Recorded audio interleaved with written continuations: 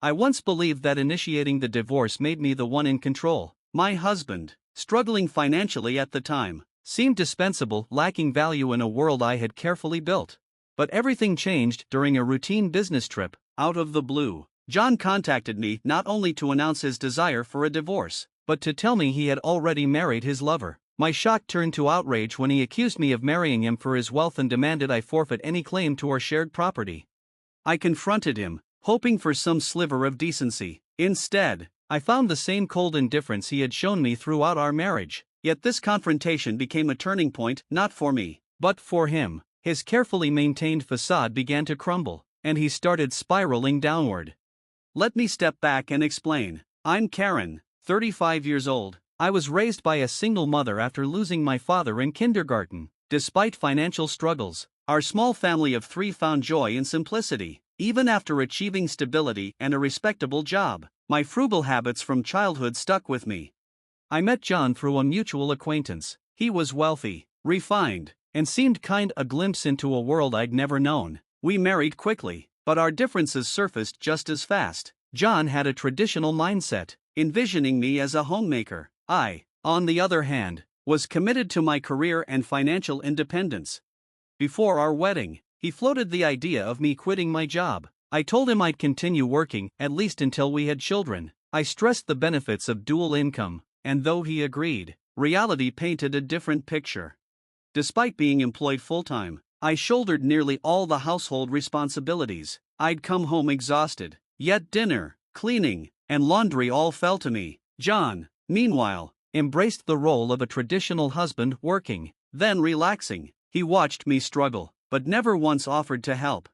This imbalance eroded our connection. I began questioning what marriage really meant. I was overworked, emotionally drained, but hesitant to voice my concerns. I feared he'd pressure me to leave my job, despite contributing nothing at home. Still, I hoped that having children might bring us closer. One night, I gathered the courage to bring it up. "Hey, don't you think it's time we started thinking about kids?" I asked. He looked surprised. "Kids? You still have energy for that after work and chores?" "This isn't about energy. I'm over 30 now. It's getting harder to conceive. We need to start planning." His expression hardened. "We don't need kids, and if we do have one, you'll expect me to help." "I won't. I work hard. I'm not going to help raise a child." "I never said you had to do everything," I replied, hurt. "But shouldn't you want to be part of your child's life?" He sneered. "Raising kids is your job. I provide the money. That's enough. Don't pin guilt on me just because you're obsessed with this poor people. Big family mindset. We're not poor. We don't need children. End of story."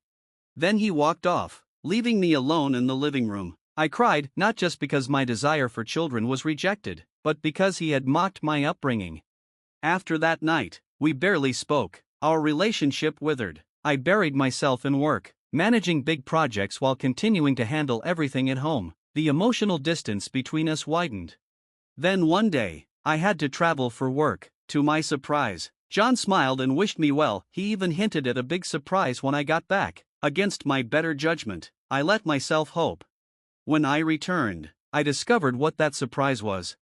My key didn't work. He had changed the locks. Calmly, he greeted me with the news: we were divorced. He claimed to have filed the papers himself using a forged signature and a fake witness.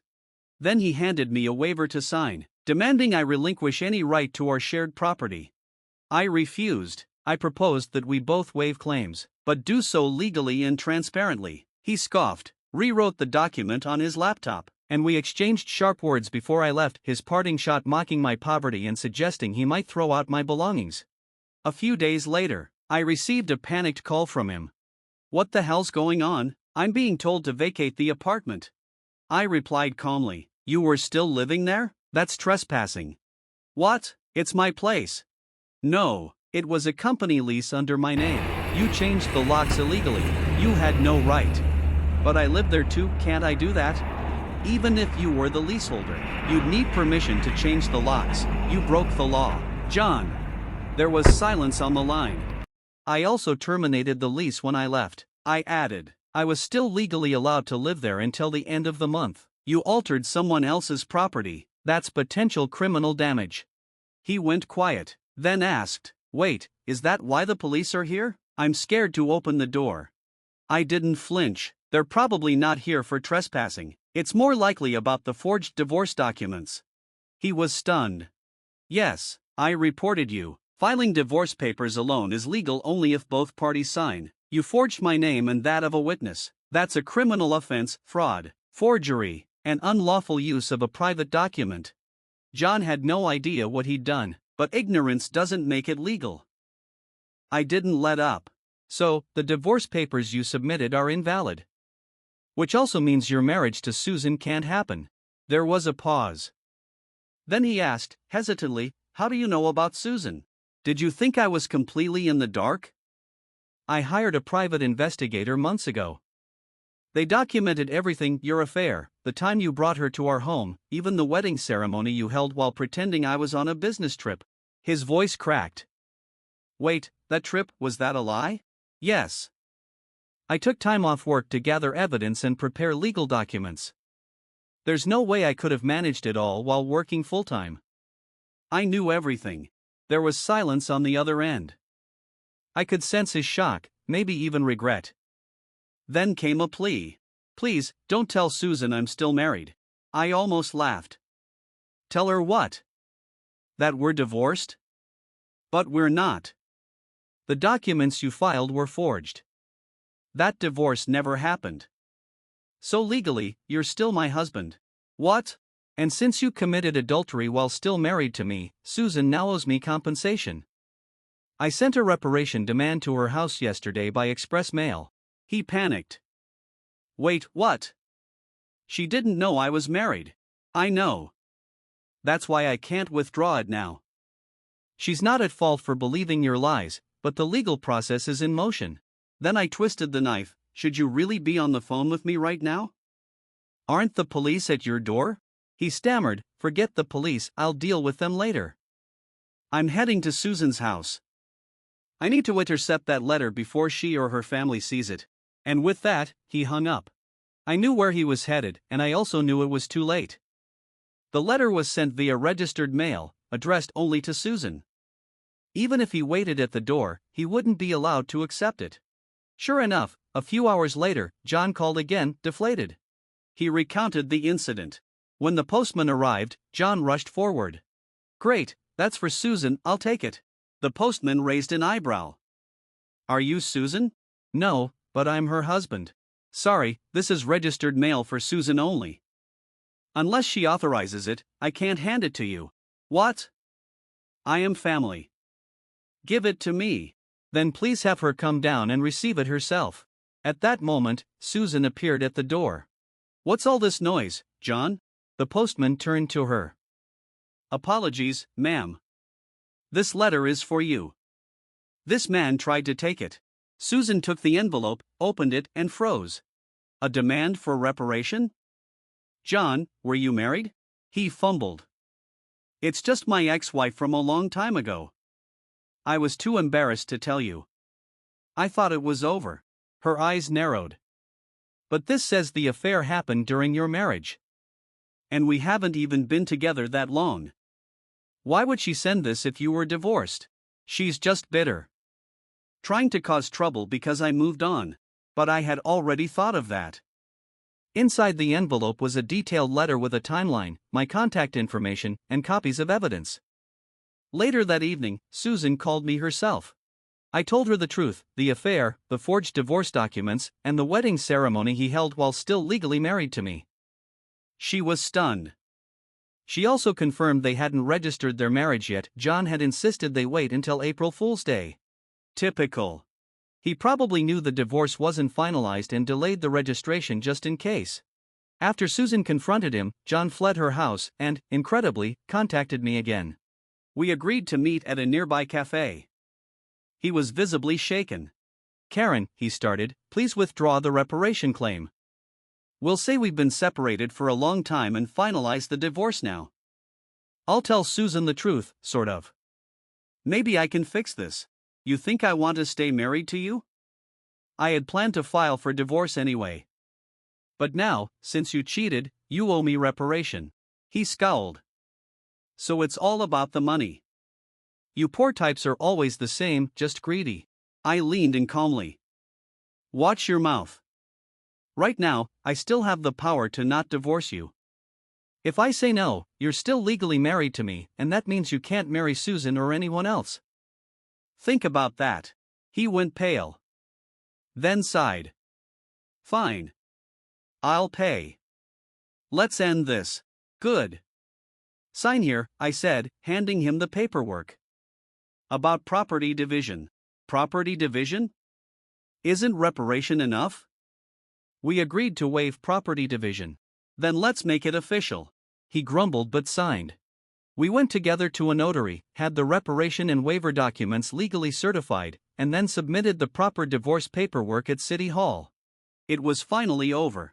And for the first time in a long while, I felt at peace. I exchanged my final words with John over coffee. Glad we didn't have to go through property division, he said smugly. What are you talking about? I replied. I'm the one who would have benefited. Do you even have assets? He scoffed. Well, after I pay your reparation, Susan's going to demand damages too. She mentioned charging me for the wedding expenses.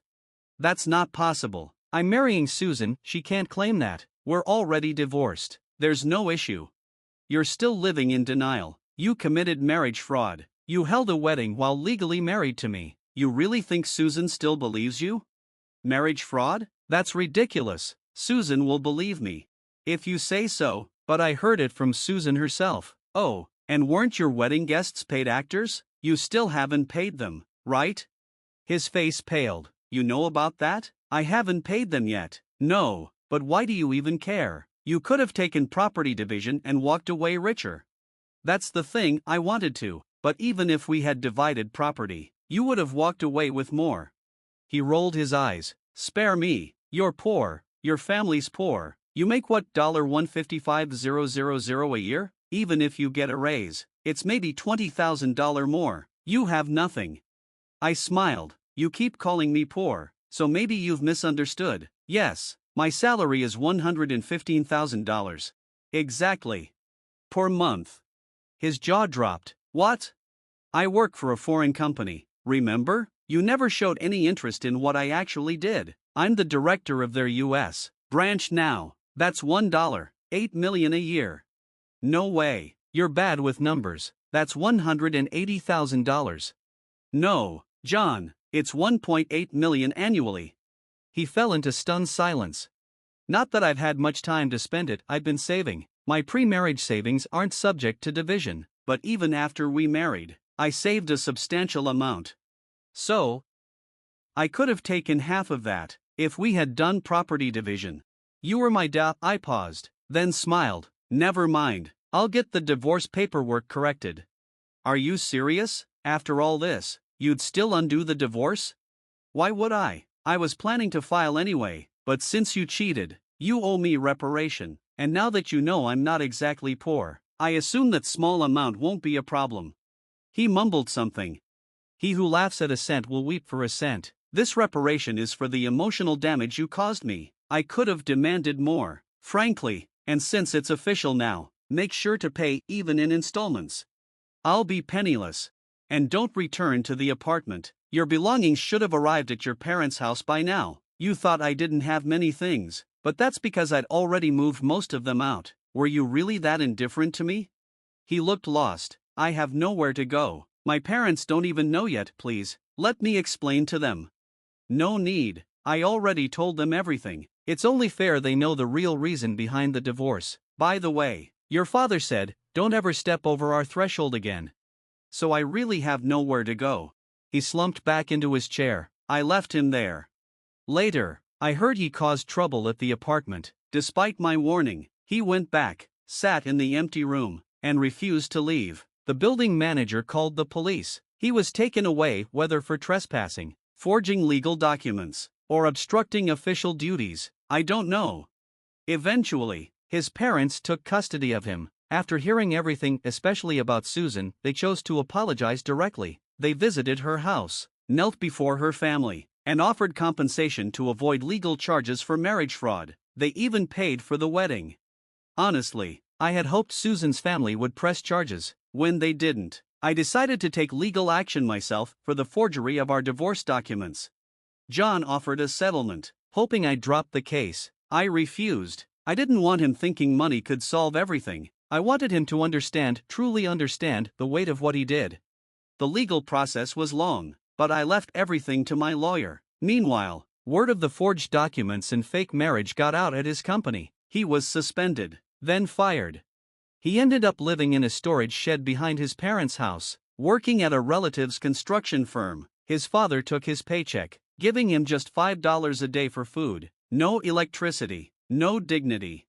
I thought his parents would shield him. They didn't. They were harsher than I'd expected. They paid both my reparation and Susan's, then vowed to work him to the bone until he repaid every cent. Once it's all done, they plan to throw him out. A fitting consequence. After years of dedication, I was offered a leadership role at our head office overseas. Once the divorce was finalized, I relocated. I had feared John might come begging, or worse, but putting an ocean between us erased those worries. I thought I'd stay focused on work for a while, but life surprised me. I met someone new, a foreign executive at our headquarters. We started dating, and I'm now pregnant. We're planning to marry soon. I told him everything about my past. He listened. He understood. He's excited to take paternity leave and co-parent equally, a refreshing contrast to my ex-husband's outdated mindset. For the first time, I feel like I'm stepping into the family life I once only dreamed about, built on trust, not control. Too many people suffer silently in broken marriages, thinking endurance is a virtue, but silence only feeds the damage. Sometimes, divorce isn't a failure, it's a rescue. And walking away can be the first step toward happiness.